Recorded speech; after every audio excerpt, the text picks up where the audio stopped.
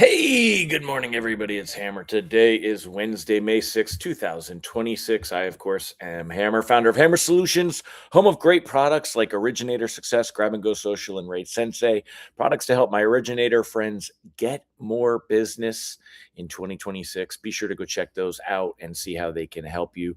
Remember, you can join me live each and every weekday morning, 9:30 a.m. Eastern Time, where we talk about what's going on in the markets, the headlines, what's affecting rates and pricing. Today is a good day. We got some good news, some good things to say. So that is wonderful and very, very good to see. If you're here this morning, do me a favor and say good morning. If you're watching on the replay, give me a hashtag replay in the comments. Let me know that you were here. For those of you that do like to join me live, if you want to make sure you never miss a moment of the show, I do send out a text reminder as I'm going live with the links. You could sign up to receive that at hmmr.io/reminder. Or you can use this cool QR code over here and you can sign up for those reminders. Again, we do not sell your information. There's no trigger leads. It's just for us to send you that text and say good morning. Don't forget to also sign up for our written lock advice, www.ratelockadvice.com, and our text alerts at www.ratetextalerts.com. So be sure to check all of those out. Let's see who we got here this morning. We'll give a couple of shout outs and then we'll jump in and get started. We got good morning, Kathy Jensen, Megan Bissell, Ron Siegel. Ron Siegel said today is National Totally Crepe Suzette Day. I don't know what a crepe Suzette is, but was it the Patty Duke show? Patty's only seen the sights of Brooklyn Heights. What a crazy pair, but they're cousins, identical cousins. They look alike, they talk alike, sometimes they even walk alike. You can lose your mind. What show is that? But that's what he said, like, so and so has like crepe Suzette. Was it the Patty Duke show, wasn't it? But she was like a teenager. I think it was. You guys tell me. Someone's got to be old to know this, even older than me to know this. Good morning, Lisa Crampf and Angela Walters, Deb Dickinson, Holly Johnson, Nicole Semerad, and Carly, Chris Radermacher. You already am and loving it. So that is very good. That is very good. Sean Segaloff said half the people online right now, maybe 75%, don't know what the Patty Duke show was. It was the Patty Duke show, dude, right? That's what it was? I think it was. So Lisa Cramp says, yes. Yes, it was. Yes, it was. Ron Siegel wants to know if I am getting singing lessons. No, but Austin, give us some guitar accoutrement. Here's Austin, y'all. He's got this hotel provides Austin with make sure that shit don't go in your luggage. Yes. I'll have to pay for it. They will bill me. But yeah, no, isn't that cool? They actually provided him with a guitar that he could play and an amp. That he could play while he was here. So that was wicked cool. So, all right, y'all, we've had some fun. Let's go ahead. Let's jump in and get started. Let's start off by taking a look at the technicals. Let me pull up the screen. Today is a fantastic day for rate sheets. We are absolutely going to see improvement this morning. Let me show you what we've got going on. You see over here, it is like what happened to Present? Oh, Presentify is closed. Let me hold on. Oops. All right. Okay. So looking right here, I'll give you the recap in a minute, but just look at it. It's like a giant building that we have. It's a beautiful soaring skyscraper of bond improvements overnight. We are currently up 41 basis points on the day. Very exciting. And that actually at 98.70, that brings us right about where we were last Thursday. So, it recovers from a lot of the heavier losses that we had earlier this week, a couple of days ago on Monday. So, but yesterday, let's take a look. Let me go ahead and pop this quick recap on what happened. Let me see. Bonds showed a little resiliency yesterday. You could see we had some improvement. We were a green candlestick yesterday, right? So that is this one right here, a little green candlestick that could And bonds are basically kind of flat on the day. It really wasn't a big change here.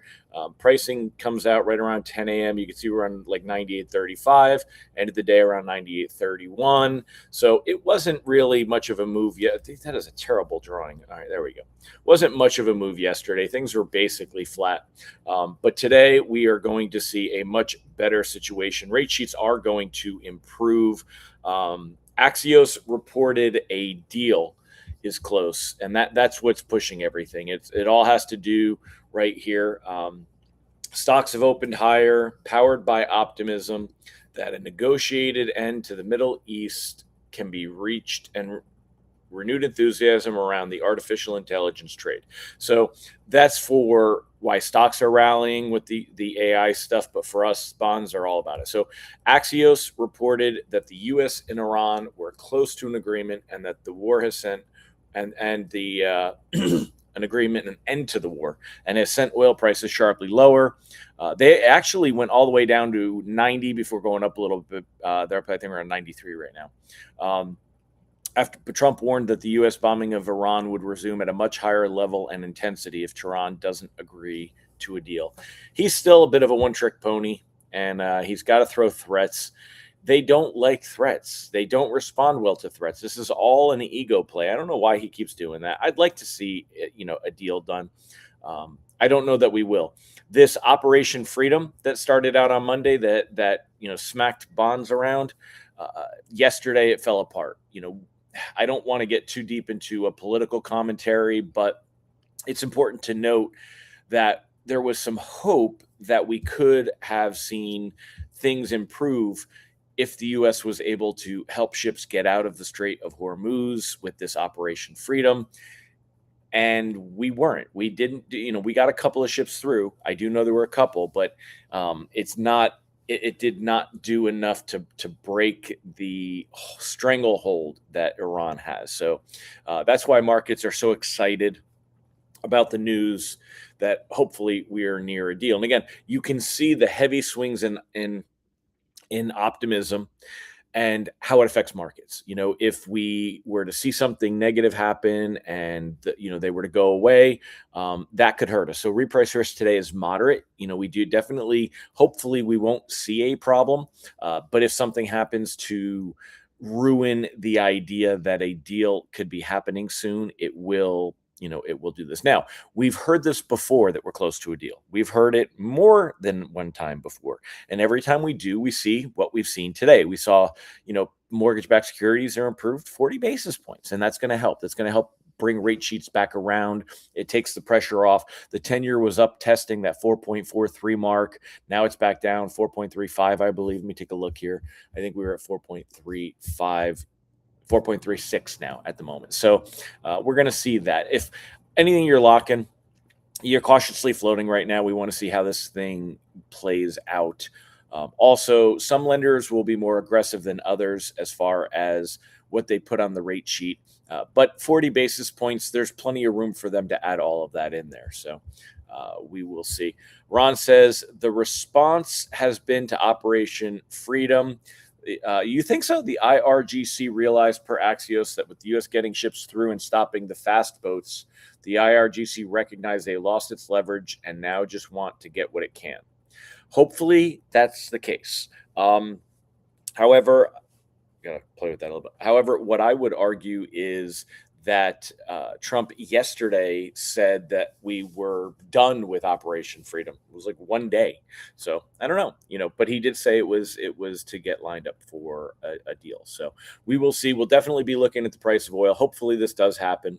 I don't want to get into the he said, she says of should we have, shouldn't we have, or any of the other stuff. I just know that I would love to see cheaper gas. I would love to see lower mortgage rates. So this morning we did have higher number of jobs come in with the ADP report that came through. You know what? Markets didn't care, had no effect of it at all.